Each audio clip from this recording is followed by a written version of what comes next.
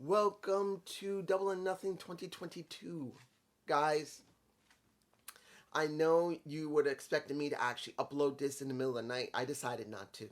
One, that was 5 hours and 45 minutes, including the true first match of Buy-In, the kickoff show, which had Danhausen, basically Hookhausen versus Nice and Smart Mark Sterling.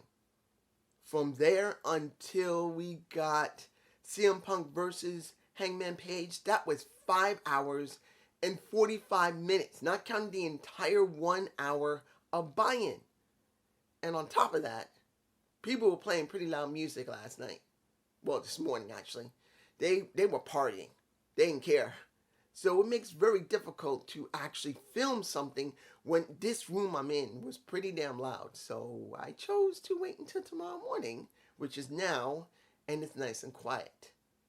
And on top of that, I was tired. I mean, I've been telling you I've not been myself, so I was tired by the time this was all done. So, here you go. Let's make this clear. Was this a good show? Yes.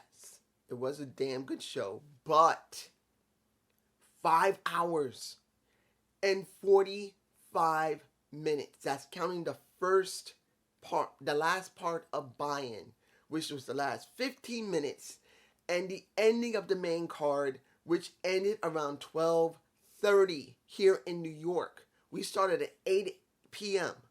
and it ended at 12:30. Dude, not even the WWE goes that far. Usually they hit about 12. Sometimes, I think 12. I don't think they went beyond that to go to 6 hours in a long time. They do it in 2 days. And this is where I'm like, really? I understand they did this on purpose due to the fact that it was Memorial Day and not many people were going to have to worry about going to work or going to school or going anywhere. The majority of the population of this country is off. But still, nearly 6 hours of television. Oh. But I won't say that it was all trash. But I am going to say several of these matches could have been put on Dynamite as the main event. And I'm going to say it. Let's go to Buy-In. The last 45 minutes. No, not even 45 minutes. Last, I think, 12 minutes or 13 minutes of that Buy-In. We had Hookhausen versus Nice and the Smart Mark Sterling, who I believe has just lost his job. I'll explain that later. Was this a great match? It wasn't okay. They didn't really do much there. Not much. This was all about Hook showing how dominant he is and Danhausen showing how he's beloved. And in the end, the faces won. I wasn't surprised. There was no way Nice was going to win here. Nice has never been pushed to actually mean a lot, along with Smart Mark Sterling. As a singles competitor, he has. But as a tag team, no. There was no way he was going to win. So, he lost. I'm not going to tell you how the match was. It doesn't need to matter. Now, opening of the main card. Now, I was surprised to see this open.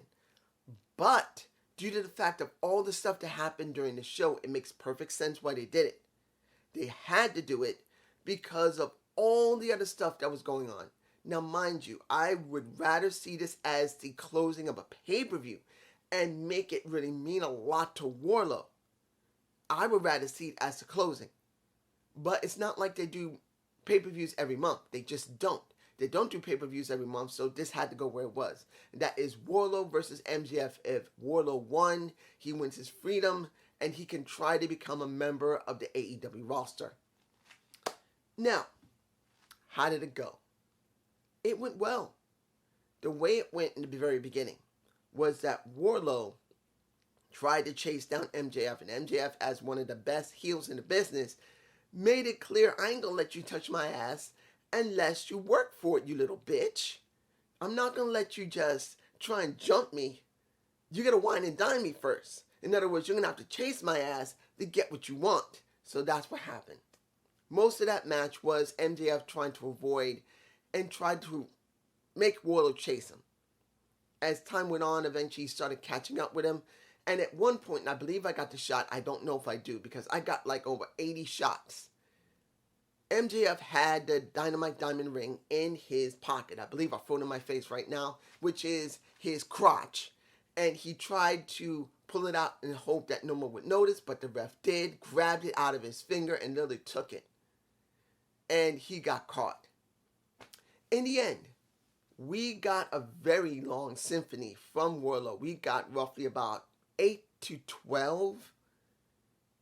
I don't know how many it was. I think it might have been 10 to, between either 8 to 12 power bombs. I lost track. It could have been 10, but I think it was around maybe 8 to 12, somewhere in between there. I can't remember. It was a lot of power bombs, and most of it MJF sold like a champ, going splat. Eventually, I think after the 6th or 7th one, he started feeling it a lot. In the end, Warlow wins. And he's told by Tony Schiavone as he goes up the ramp, he's now a member of the AEW roster, and they show a background of it. I believe I have a shot of that in my face. Now, what does this mean? Warlow's now a part of the AEW roster as storyline goes officially. Now, do I believe they're going to go back to the same music? I would rather them not. At this point, he is like a pretty much a Goldberg. Unlike Marsha Slamovich, who's from Impact Wrestling, who I'm not against. I actually think that she's a good wrestler, but she's been booked really badly. Here, Warlow has been booked very well. He feels like a Goldberg type of character. He talks only when it's necessary. He acts only when it's necessary. He's seen in the back. He doesn't have to say anything much. He's just there. That is Goldberg. And that is what we got with Warlow. So I wish that they would not go back to his music immediately, but I do believe Tony's going to go back to it immediately. It would actually be kind of nice that he maintains security, maintains no music, and just keep letting Warlow come out to show how dangerous he is. That would become his stick. Yes, people would start relaying him like Goldberg if he gets pissed, they get pissed off at him, but at this point it would work. That's just me. You guys tell me below. Next, a match I do believe should have been the closing of a Dynamite. The Elite versus the Delete. The Hardys versus the Bucks. Now, understand, the reason I say it should go on a Dynamite is due to the fact they only do pay-per-views every 4 months. So, it's every three or 4 months. So, this could have been put either on the next pay-per-view that could have been built up into it, or if they could not do it, it could have easily closed a Dynamite to make it mean something so they can continue a feud from there. But unfortunately, I think this is just one-off. You're never going to see this again. Not in this type of format. In other words, making it mean that the past generation faces the current one. The Hardys, who have been known, who have done everything since the 90s. And then you got the Bucks, who have done everything since the late 2000 into the 2010s. The Bucks really became their own in 2010 when they were Generation Me. So you got 2 different generations facing one another. And I would love to make this a main event of a pay-per-view, but they don't do them often. So either it's going to have to be in this spot, or it's going to have to be in a spot on Dynamite as a main event, where they could have spent weeks building up into it, and it could have been meant for that, which I think it should have been. They could have done 3 months of this, building it up into a main event on a Dynamite where it could mean something, but they didn't do that. So I do believe it should have been on a Dynamite, but being on a pay-per-view, it's not a bad thing because the match was not that bad. It wasn't. The Hardys can still go. We know that the Bucks can go. Seeing that, I believe it was Matt and Nick. Is it Matt and Matt or Matt and Nick? I can't remember. I think it's Nick, who's the older brother. I always forget. From the Bucks. Who is the older brother? I think it's Nick. They opened it. It wasn't that bad. Of course, when you look at Matt Hardy can still go in the ring, but as you know from his hips, I also got a hip problem myself. His hips are mostly locked. He can't really bend like every other male. Even when he was young, he couldn't bend very well due to the fact that his hips didn't have full rotation. I think the reason I'm bringing up that Matt's hip movements was showing how slow he was. He is in his late 40s. Mid 40s.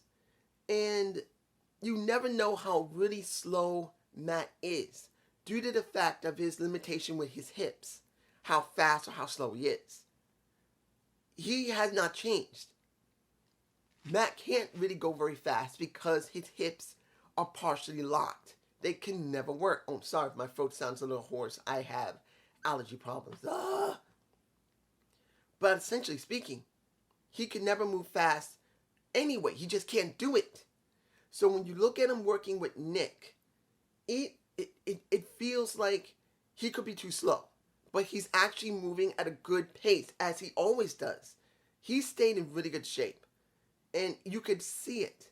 Now, when you started seeing Matt and Jeff, this is where it gets a little interesting.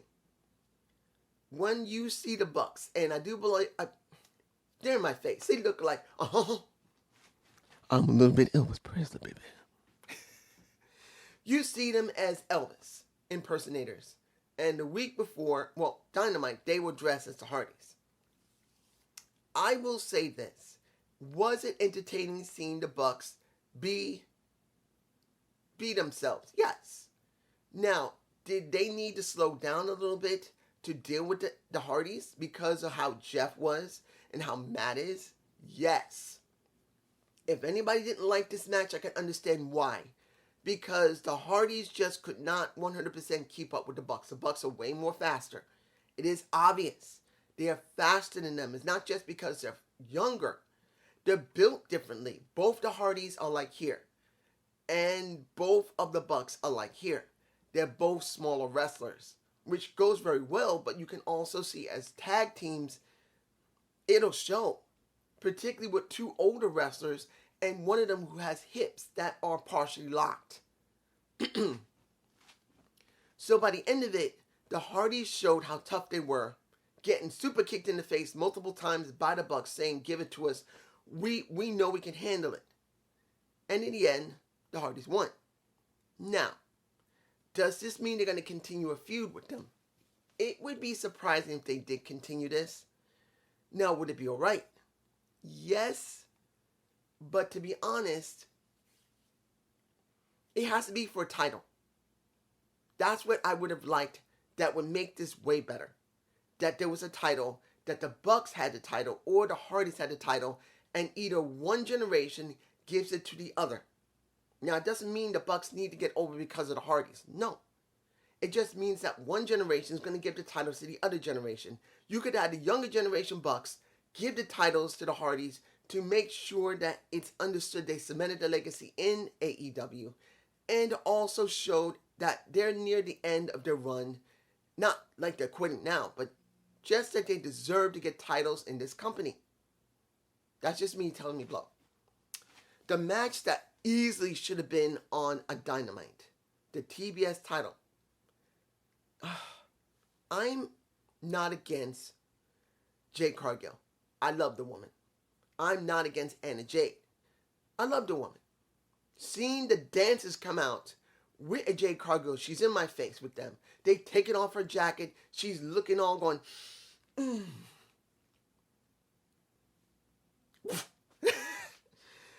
Guys, I love me Anna Jade. I love me Jade Cargill. But both of them are basically still young in the business.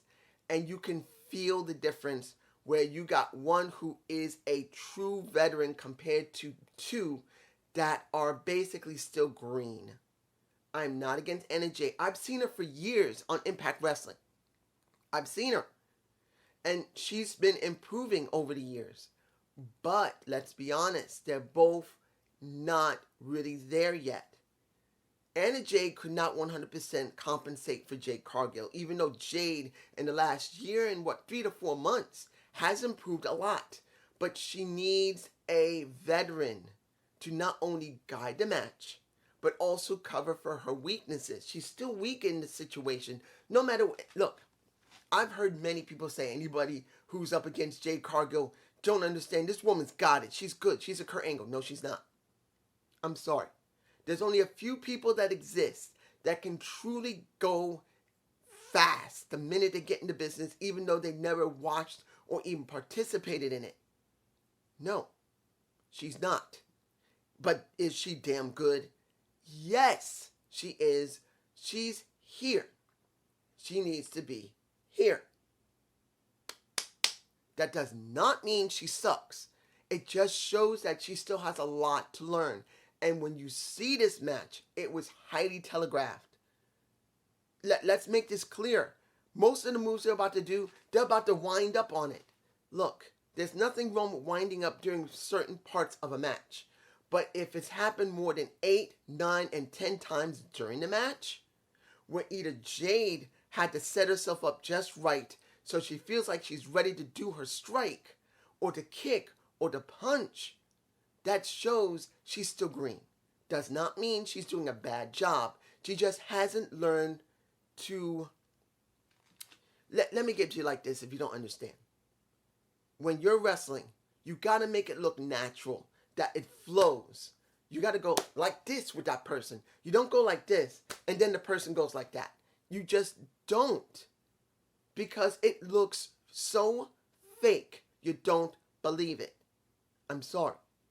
They both did a good job, but it was highly telegraphed in that match. There were not that many botches. But what made this match great, which did, nearing the end of the match, Smart Mark Sterling, who got his ass whooped with Hookhausen, comes out with his cane and his neck brace. He's trying to distract. He's trying to throw his crutch into the ring to try and save a Jade Cargill, which didn't work. Then you got John Silver, Johnny Hungy comes out, rips off the neck brace, and not pile drives him, DDTs him, and ends him. While the baddies are there, both baddies are there, you see a little bit of baddie of the Red Velvet and the Miss Kiera, sorry. And by that point, you think, well, we are going to see Jade Cargill retain. I just don't see her jobbing right now. But seeing that you see a member of Diamond Mine, I can't remember his name. I don't remember his name, the manager who left, because there was nobody left. He was done. He didn't want to resign. He said, I'm leaving. I have no reason to stay. He shows up. Jade wins because of him being there, and there's a distraction. Well, not distraction. He basically is there, and she wins. The baddies get in the ring. He gets in the ring. No Smart Mark there. Fine. But she's in my face. I believe I got a shot of her. If I don't, damn it. Athena shows up. The goddess, the lost goddess, returns. Athena is in AEW. I don't know if she's signed. She might not be. She may just have some dates and getting paid, or a 6-month contract. We do not know yet.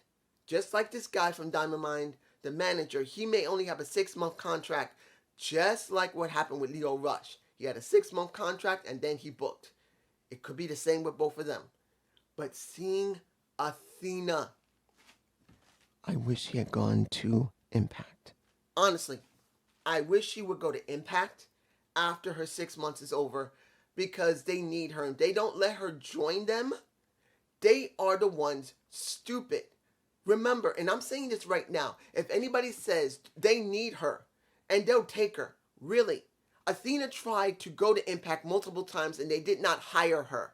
Look at what she said in Chris Van Vliet's own podcast.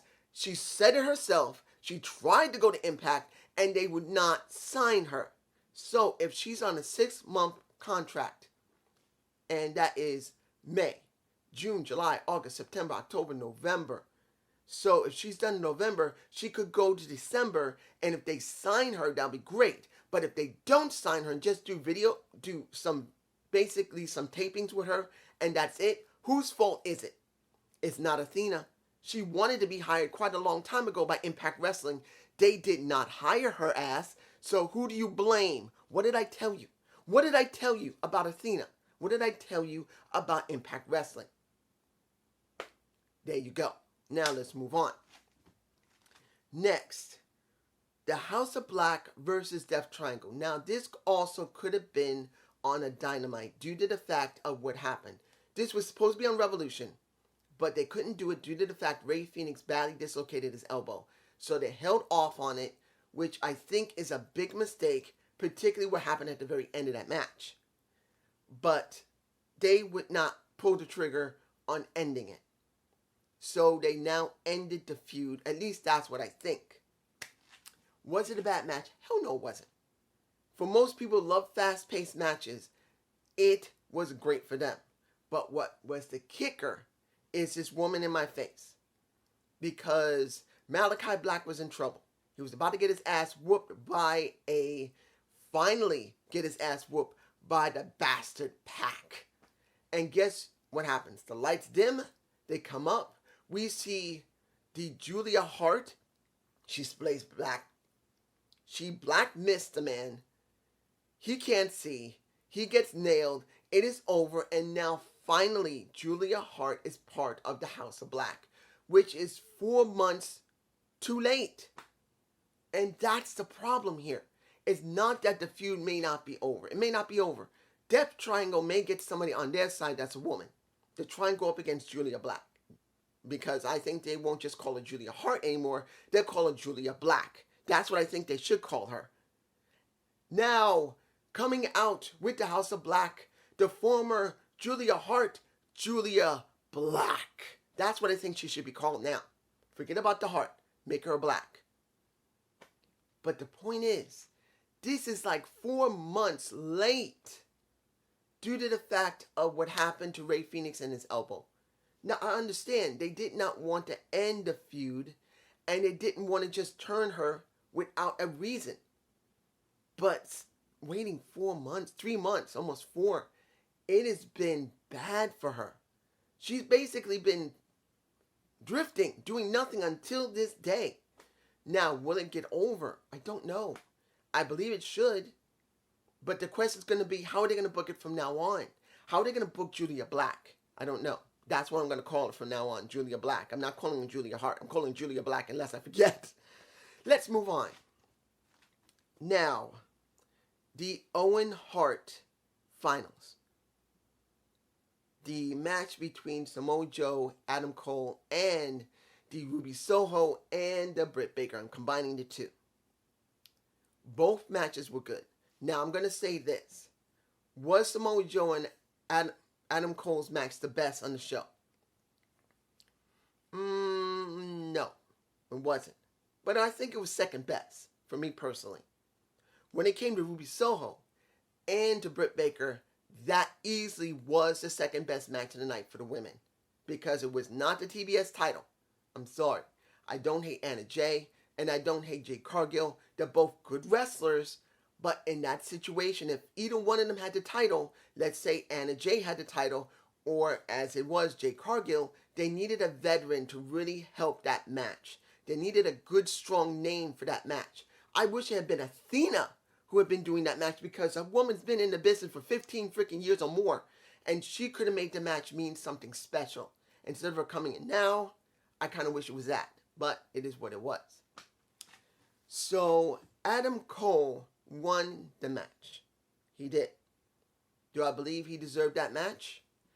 I would have liked to see Joe win. I'm not going to lie. I really would have loved to see Joe win that match. But I understand the reason why they did it. Due to the fact that Adam Cole has contributed quite a lot since he did come into the company, and people are crazy for him. Now, when it came to Ruby Soho and Britt Baker, the vid pack for them was really good.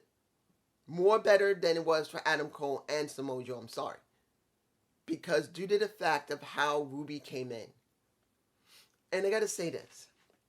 Do I believe they've been giving Ruby a lot of filler and just sticking on Elevation and Dark? Yes. At this point, Ruby has not gotten anywhere. Either due to the fact that she just lost a lot of momentum due to the fact there's just too many people there, or they just didn't know what to do with her. She could have been TBS champion instead of Jade. And I'm not even against Jade. If Jade was not in the picture, she could have been champ, And they could have done something with her to help more undeveloped wrestlers to come up instead of giving this to a totally new wrestler who's going to use the title to make herself grow. You could have used the title with an established, well-known wrestler and help bring up other wrestlers. It's kind of either or. That's how it really goes. But that could have been good. But due to the fact of this, Ruby clearly is just floating. She's been more on Elevation and Dark than she's been on Dynamite and Rampage. And I'm kind of hoping she has a 6-month contract, not a multi-year deal. I don't remember if she's got a multi-year deal. I'm hoping she doesn't. Maybe after 6 months, she would go to Impact Wrestling. I think they could really benefit from her being there. Honestly. But that's just me. But when you see this match, it's way better. Ruby is a veteran, and she led most of that match. Admittedly, it was a bit telegraphed. Let's be honest. The very beginning of it, it felt telegraphed because these two women have not really interacted that much, at least not on Dynamite or on Rampage much. So it felt a little telegraphed on singles positions because they had done tags. But after that first quarter of the match, that's when they began to get really good into it, and the crowd was heavily into them. They were. The crowd was into either Ruby or Britt, but I didn't think Britt was going to lose here. When I saw Adam win, there was no way, unless Ruby was going to get attacked during the ceremony of getting seen as the first ones on the cup by a Britt Baker, that would happen. I don't think they would go there. Not for Martha. I don't think they would do that. So in the end, Britt won. And when it was all over and she's in my face, I do believe I got a shot of her. You see Martha right there.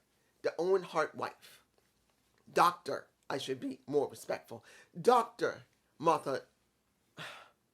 You know what made me upset about the entire thing? It wasn't that I was thinking about Owen. And I remember seeing Owen as a Blue Blazer. I remember seeing him by himself. I remember how much I loved the Blue Blazer when I was younger. I knew it was Owen, but at least later. But I always loved how great he was as a wrestler. And when he worked with his brother. And I wish Martha had basically studied her notes. Because she was going like this talking. Going like this talking. Going like this talking. How? She has a foundation. And you cannot tell me, as the founder of that foundation, that there wasn't points where she had to do speeches. The foundation has been around since 2000. 22 years. You cannot tell me that she has not, at some time or other, done speeches. And that she had to try and memorize her speeches. And instead of putting it on cards and going like this, and going like this, that she couldn't have memorized at least some of it? I'm putting her in my face again. And I'm not even against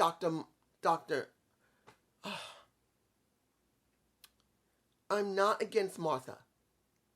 I'm not. But I truly believe that in this occasion, it would have been good to at least practice a little bit of what you wrote down without having to look at your damn notes twice a second, or at least once a second. It looked like you didn't even prepare. And not even against her. There's a good possibility she's just nervous doing speeches. But I felt like in this situation, if you're honoring your husband's legacy after creating this foundation 18 months after his death, meaning in 2001, right before the World Trade Centers were destroyed. I'm sorry, I said 2001. Honestly, you could not at least try to practice a little bit beforehand. I know she would have been nervous, but she needed to do a little bit of practice because it took away from the entire thing, and mostly to me. It doesn't mean she didn't say anything important. It just felt like, woman, this is your husband's legacy. You couldn't at least try to practice a little bit? I'm just saying.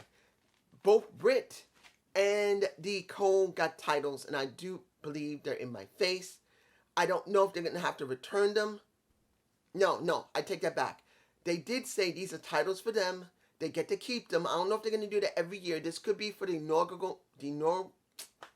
for the first timers, they get the titles. They get belts. Or, as Tony Schiavone said, the strap. But it was okay. Other than how she just didn't seem like she practiced. She still said stuff that was important. And I take nothing from her what she said. I just wish the delivery was better. Now, we have a trios match. What is this? Let me give it to you like this. The trios match between the Men of the Year and Venzon, I believe that's her name, versus Kaz, Sammy, and Tai Conchi. What was that?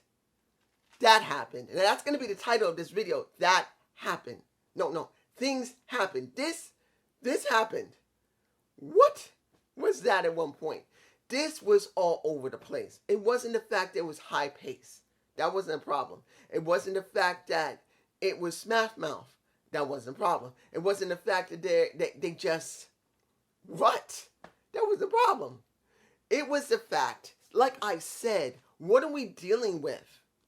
We're dealing with a Frankie Kazarian who's a face, a Sammy Guevara who's a heel, a Tai Conchi who is a heel, and supposedly the Men of the Year who are faces.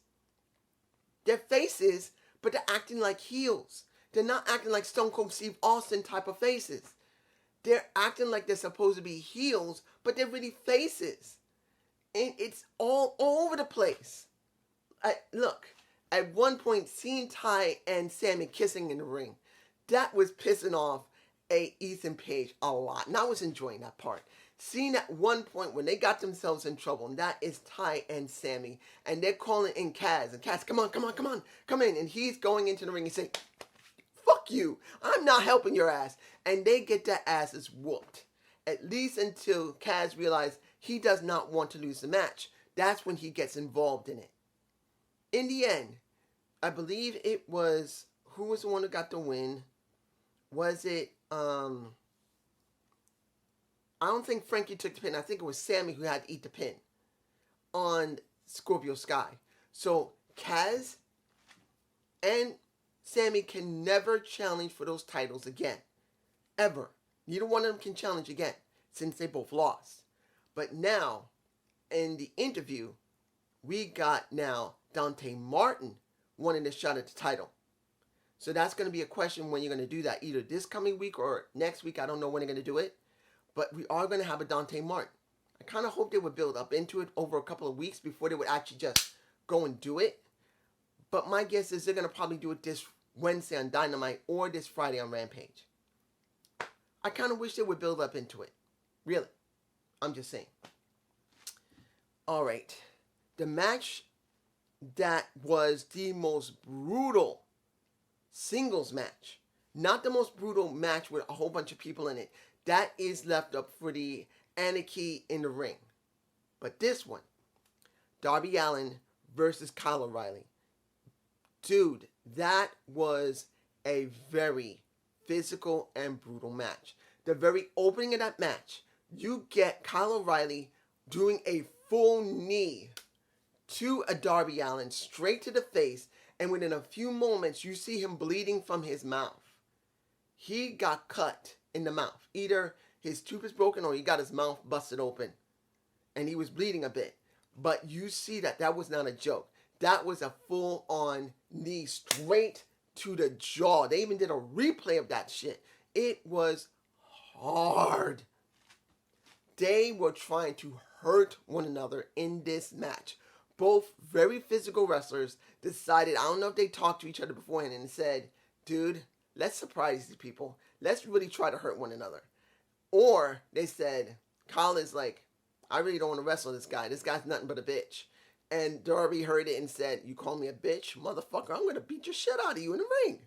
So it's kind of either one of those. Either they did this on purpose or they actually don't like one another and they purposely tried to harm one another.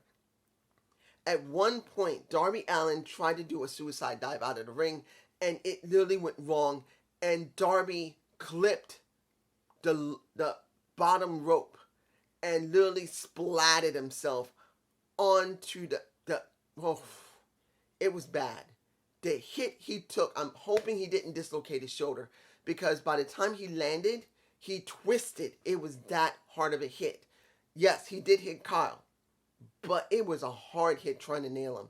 In the end, Kyle O'Reilly won, using that chain around his neck to try and stop him and choke him, and then he made him go to sleep, I believe. I think he submitted him, I believe. I can't remember. But he got his shit kicked in. I am telling you, that is the most hardest hitting, brutal match I've seen in a pay-per-view in a while. That is a singles match. It was good. It deserved to be on the show. It did. I'm telling you. This is a match you can honestly say is not a high-flying match. This was just a brutal match. I'm just saying. Now, the women's title match of Selena Deeps and Thunder Rosa. Was it a good match? Yes. Yes, it was. Admittedly, it was not as good as the opening when it came for Ruby Soho and Britt Baker, because Britt Baker had the guy who was playing her music there, and I believe I got a shot, he's in my face, and Ruby Soho had, what is it, I can't remember the name, Rancid. I believe that's in my face as well. They didn't have that great opening like them. It wasn't really like that, because Selena Deep is not like that. And Thunder Rosa came out clean, wearing nothing but black. She came out without no big fanfare like she did when she was trying to win the title. So when you see this, you see Thunder Rosa versus Selena Deeps, the best women's match. Excuse me. And be honest here. Do I believe that Thunder Rosa should have retained that belt? Honestly, at this point, no. I'm going to be honest to you guys. I love Thunder Rosa. I do. I think she's a great wrestler when she wants to sell. And when I first saw her, and I noticed how, in many cases, not all the time she likes to sell. She doesn't. She doesn't always like to sell. But when she does sell, she sells very well. And I love her for that. She has those moments where she's going to say, fuck you, I'm not selling. But most of the time, she will sell, no problem, no fuss, no muss. And she does a good job making her opponent look good. But here, the problem I have is that Selena Deep deserved to win the damn title. If she didn't win the TBS title, she should damn well deserve to win this title here. I truly believe at this point, after what she went through with Shida, she should have won the title. Even though I don't like seeing Thunder Rosa lose, particularly it's only been a short time for her to winning, and I wouldn't want her to be a transitional champion, Selena Deep should have won. She should have. She has been the most dominant woman on the damn roster. And she made the most sense winning that match. But in the end, Selena Deeps did not win. Thunder Rosa retained. And I just don't agree with it. I don't. I just don't agree that she won. Doesn't mean I still don't love Thunder Rosa, and I don't believe they're going to let her continue for a while. But now what happened to Selena Deeps? Does that mean she's going to deal with Hiro Kushida again? Because she's not going to have anything to do now unless she's going after Jade Cargill, which she's not, because now Athena is there, and that probably means that she's going to try and go after the title. Because right at this point, the only other person that should go after the title and win and break the damn streak for a Jade Cargill, if it's not going to be Athena, it's going to be Selena Deep, so it should be. I'm just saying. Now, let's see here. We have the triple threat by this point.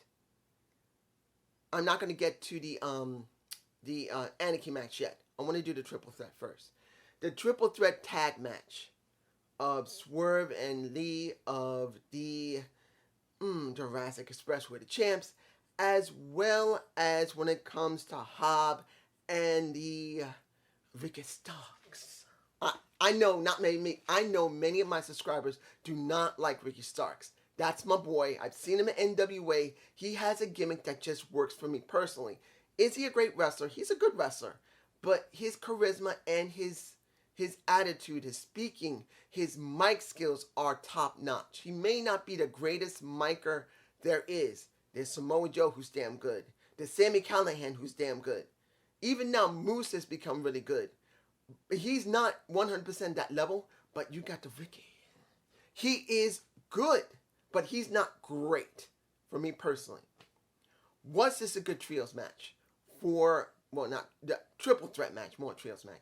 Triple threat match for the titles. Yes. Did it deserve to be on this show? Yes, it did. It was that good.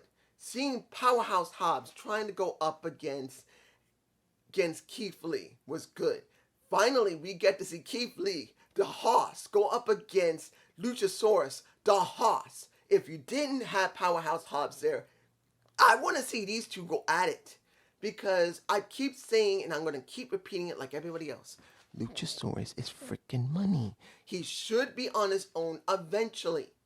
Because he has the look. He's a damn gimmick wrestler who got fucking over. But no, they haven't done it. So what do we get? We get a damn good match where sometimes you get the Luchasaurus versus the Keith Lee trying to whack each other's heads off. And then you see Keith Lee being crazy enough to do a helo outside the damn ring and destroy everyone. He's at least 330, 340, guys. And I want to tell you, he ain't fat. When you see that belly of his, you see freaking abs on that bastard. He took care of himself well after almost dying. And to repeat again, before he got married, he almost died of complications that go over to his heart. So this boy deserves everything he gets eventually. Hopefully he will eventually win the damn title. If it's not the TNT, eventually I want to see him win the world title when he's ready. He's too early in the company right now, so I don't expect it to happen this year. Next year, maybe. Maybe, depending if they are willing to push a big man. And not be stupid enough, like WWE, and not push him, counting if he has more than a longer 6-month year This is where it gets interesting. There's a good possibility that Keith Lee only signed a 6-month contract and he may go to Impact with Mia. If he goes to Mia Yim, it would make perfect sense that she's there first. They made a plan that she goes there now. She stays there for a bit. He joins her and they work with Impact for a while. In the end, Luchasaurus and I really do believe that Starks and Hobbs should have won. I'm telling the truth. Swerve and Lee, no. And I know people love Swerve. Me, honestly, even though seeing him doing a helo, no, not helo. What did he do? A moonsault off, literally, Keith Lee's chest. He literally did a moonsault off his chest. I'm not telling you that he ain't great with spots. He is very good with spots. But as a guy who knows how to sell, he can't. He can't make his opponent look good. His opponent has to do their best to try and make themselves look good. And he doesn't help them by selling. He just doesn't. Like I said, either he just can't because he doesn't know how to, or he just doesn't want to. It don't make no difference. He just can't do it. Either one or the other. And that takes nothing away from how good of a talent he is when it's about him. He's damn good when it comes to his spots. He is. He's one of the best I've seen. But it takes more to be a pro wrestler, just being able to do a damn spot that makes yourself look good. You're supposed to make your opponent look good, and you just can't do it. So I just don't see them being the tag team champions. But Hobbs and Starks, I do, and they should have. At this point, they should have won the titles. They should have. But that's just me. Now, the Anarchy in the Arena match. I believe it was Anarchy in the Arena match. I believe that was it. This one, I don't know if it topped the last time they did it. Did a 10-on-10 match where there was nothing but brutality. But this match was brutal. A lot of people bled. A lot of people got their ass whooped. At one point, you saw, I believe it was Eddie. And it was, who was it that? Garcia. They were in the back. They were amongst the fans. And Eddie literally got Garcia took a strap, a belt, a normal belt, wrapped it around his neck, wrapped it around, and you see Eddie, and I don't believe I got the shot. If I do, it's in my face. I don't think I got it. And he's literally dragging him with that belt wrapped around his neck. Dude, I don't care what you say. That is a brutal move to do. That is brutal. You could easily hurt Eddie, even though he had his hands wrapped inside to make sure it would not be too much for him that he could actually get choked to death. But still, I don't like seeing that type of move during a brutal match like that, because it's extremely dangerous, because it could go wrong. No matter how careful you are in the match, it can easily go wrong, and that person can actually start getting choked to death. It is dangerous. It was a brutal match. At one point, Eddie, nearing the end of the match, decided to go down to the ring and had a jerry can, well, a gas can, as they say, jerry can in the Europe, or like a small red gas can in America. He decides to pour it on top of, who was it? It was Bryan Danielson, and I believe it was Chris. Yes, Bryan Danielson and Chris were fighting, and Eddie just poured it all over them, and he was just about to light that mess and throw it on to Chris. And basically, Bryan got pissed off that he got all that mess in his face, and they started fighting. It had reached that bad, to the point where Moxley is trying to break them up. And then Moxley gets thrown out onto barbed wire, where he literally got stuck. I don't know if I got a shot. I don't think I got one. But he literally got stuck in the barbed wire. He could not get out. The refs had to try and free him. He literally was stuck after going through the table with the barbed wire plank on top of that. And he was basically, his head was already up against the floor. The rest of him was like this, and he couldn't move. He was stuck. But in the end, the Jericho Appreciation Society wins. And everyone loved it. Is that the most brutal match they've ever had? I don't know. Blood and Guts, it's hard to say. The two matches they had in the arena at Daly's Place was very brutal. The Blood and Guts, I do believe, other than the ending going as bad as it didn't work that well, because they saw what happened with Chris landing on boxes, which he's supposed to, what, you want him to die? Messed it up a little bit, but it was the most brutal match. This one, I think, is either on par with it. That's what I believe. And finally, the final match of the night. And by this time, it was 12 in New York. 12 o'clock, guys. It was 12 at this point. Whew, tired as hell.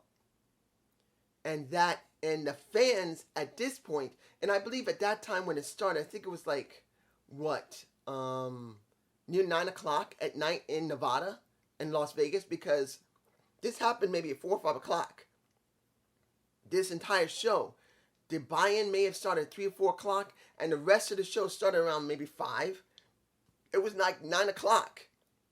The fans were still fresh. It wasn't like if it was done in the East Coast, where they do this at 8, and it's already 12 o'clock and everyone's exhausted.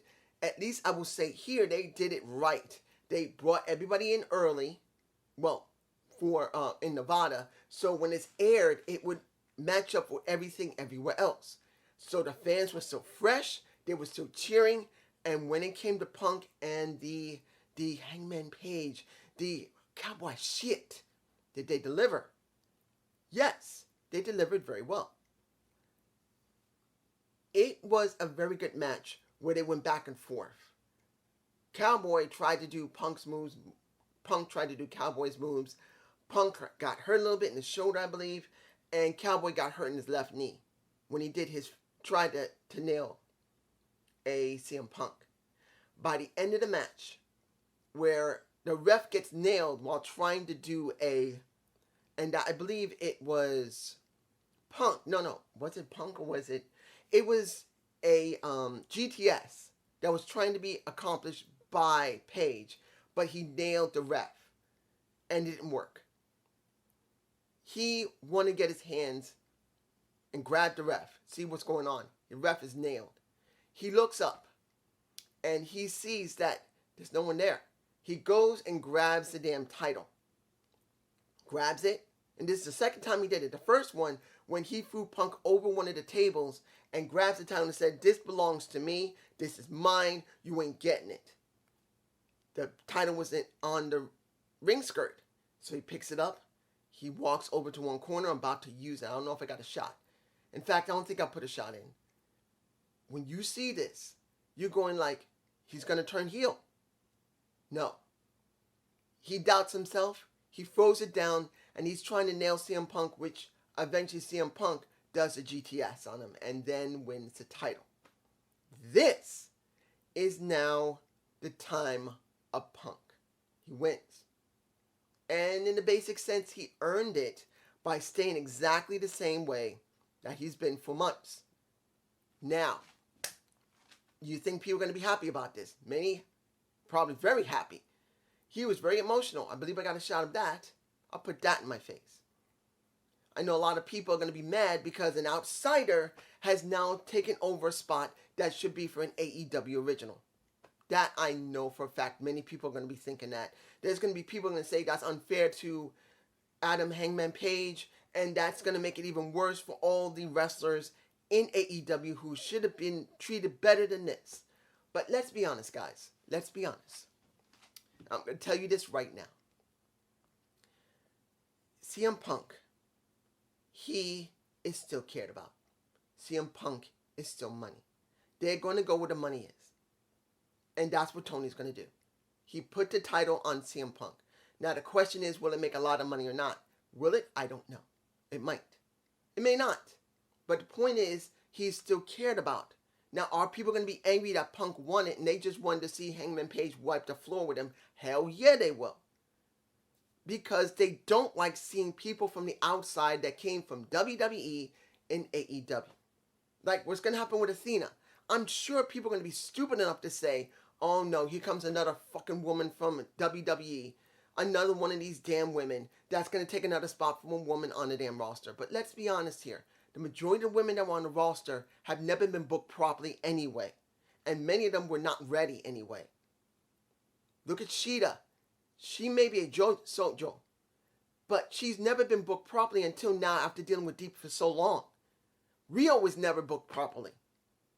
So many women that have been on Elevation and Dark have not been booked properly. And that's the ones that had contracts. Not even talking about the ones that were just showing they could do something. So seeing Athena, I'm not surprised. Seeing CM Punk win, I'm not surprised. They're going to do what they believe is right. They're going to put women or men in title pictures where they believe will give them not just the fans happy, but also more merch sales, more ticket sales, more of everything. It doesn't make a difference what we think. What do I believe? Do I believe he deserves it? They booked him pretty well. And I'm not going to say it was perfect. No. But they need someone from one of the younger talents say, "Dude, that's an original to get over." This is what I believe. MJF will be going after that title either at the end of this year or maybe the beginning of next year. They will let CM Punk hold that title for a while. And I truly believe MJF will be going for that title. That is the main reason he won it. Because MJF saw CM Punk as his hero. And now at this point, he wants that damn title. After now Warlow wiping the floor with him, they got to build MJF back up again. And he will be going against CM Punk. That's what I believe. Now, was this a good show? Yes, but too freaking long. 5 hours and maybe 45 minutes or 40 minutes of huge amounts of content. Yes, the fans there made it great, but shit, that was a long show. And I hope you enjoyed the Zane's View. Please give me a comment below. This is a really long video. I think this is going to be at least an hour-long video. It's going to take me time to render this damn thing and throw it up there. Hope you enjoy it. Peace.